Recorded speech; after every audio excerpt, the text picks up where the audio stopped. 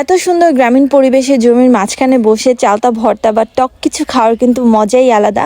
আজকে আমরা সব সাঙ্গপাঙ্গ মানে আমি আর আমার সাঙ্গপাঙ্গরা প্ল্যানিং করেছি যে আমরা আজকে চকে বসে চালতা মাখা খাবো। এই জায়গাটা আমার এত পছন্দের, আপনারা আমার এই লাস্ট 2টা ব্লগেও আপনারা এই জায়গাটা দেখেছেন। আজকেও আমি সেখানেই বসে আছি। তো এখানে চালতাটাকে ফার্স্টে প্রসেস করা হয়। এটা আমাদের কাছে চালতা। এটা কালকে মানে ওই দিন সারাদিন বৃষ্টি হয়েছিল, তখন পড়েছিল, তো ওইটাই আমরা এখন মাখাবো বলতে এটাকে জাস্ট প্রসেস করে লবণ আর মরিচ দিয়ে খাওয়া হবে। তো এখানে অভি সুন্দর করে চালতাটাকে প্রসেস করছিল। ফার্স্টে ওটা আমার কাছে দিয়েছিল, বাট আমি তো এটার আগাগোড়া কিছুই বুঝতেছিলাম না এটা কিভাবে কি করব। তো ওই আমার কাছ থেকে নিয়ে এটা সুন্দর করে প্রসেস করছিল। আর এখানে লবণ মরিচ আর চিনি রাখা। ফার্স্টে আমি ভাবছিলাম যে এটাকে মাখানো হবে, মানে একটা মাখা চাকা ঝোল একটা ভর্তা টাইপ, বাট এটা এমন কিছু না, এটা জাস্ট এইভাবেই। আর এভাবেও এটা খেতে কিন্তু ভীষণ রকমের ভালোই লাগতেছিল। তো আমিও আমার জন্য একটুখানি নিয়ে নিলাম। এত সুন্দর করে এটা কাটা হয়েছে, আমি জানি না ও কিভাবে এত শক্ত জিনিস এত চিকন করে কাটছে।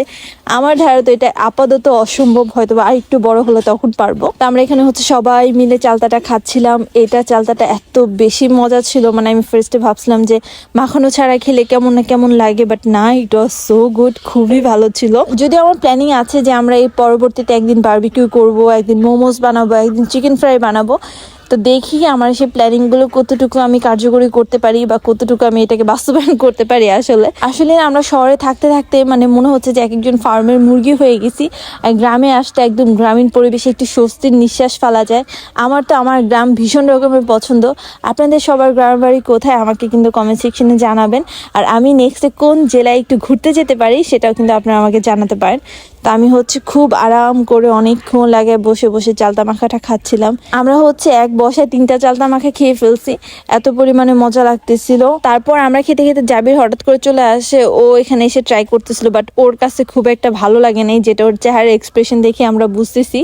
তো আর খায়নি, ও ব্যাডমিন্টন নিয়ে ব্যস্ত। আমি একটু পর যাবো খেলার জন্য, আমিও অপেক্ষা করতেছি। বাট ওই যে বললাম ওই দিন বৃষ্টি ছিল, আপনার আকাশ দেখে বুঝতেছেন যে একদম মেঘাচ্ছন্ন হয়ে আছে। এজন্য আসলে ওই দিন আমার ব্যাডমিন্টন খুব একটা খেলা হয়নি। চালতা মাখা খেতে খেতে হঠাৎ করে এত পরিমাণে বৃষ্টি নেমে গেছে যে ওইখানে থাকা অসম্ভব হয়ে গেছে। তো আমরা আর ওইখানে বেশিক্ষণ থাকিনি, এরপর বাসায় চলে আসি। তারপর সন্ধ্যার পর আবারও উনো কার্ড নিয়ে বসে, আর এই যে আমার কার্ডগুলো দেখেন কত ভালো ভালো কার্ড পড়ছে আমার। তো এই যে আমরা উনো কার্ড খেলে এরপর আজকে আরেকটা পিঠা বানানো হবে, সেটা নারকেল পুলি। এই পিঠাটা আমার খুবই খুবই পছন্দের, মানে আমি এক বসাতে 3-4টা খেয়ে ফেলতে পারি, এত পরিমাণে পছন্দ। তা আমি এখানে বসে বসে পুলি পিঠা বানানোর প্রসেস দেখছিলাম। যদিও একটা রুটি আমি বেলছিলাম, ওইটা তখন আসলে ভিডিও করা হয়নি।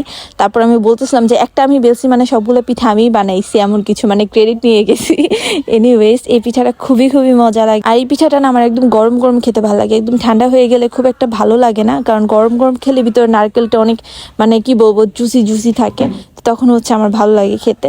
আর আমি তো পিঠার শেপ সুন্দর করে দিতেই পারি না, এই জন্য আমি আর পিঠা কোনো শেপ টেপ দেইনি, জাস্ট খেয়ে উঠে গেছি। এরপর রাত্রেবেলা আমরা সবাই মিলে চা বানাই। তো এখানে চাটা খাচ্ছিলাম। আর এভাবেই আমার 3rd ডেটা কাটে। আশা করি আপনাদের কাছে ভিডিওটা ভালো লাগছে। ভালো লাগলে অবশ্যই আমার পেজে লাইক আর ফলো দিয়ে রাখবেন। আর আমার বিজনেস পেজের লিঙ্ক আমি ডেসক্রিপশন বক্স আর কমেন্ট সেকশনে দিয়ে দিব। সবাই কিন্তু ওই পেজটাতে ঘুরে আসতে ভুলবেন না। আল্লাহ হাফেজ।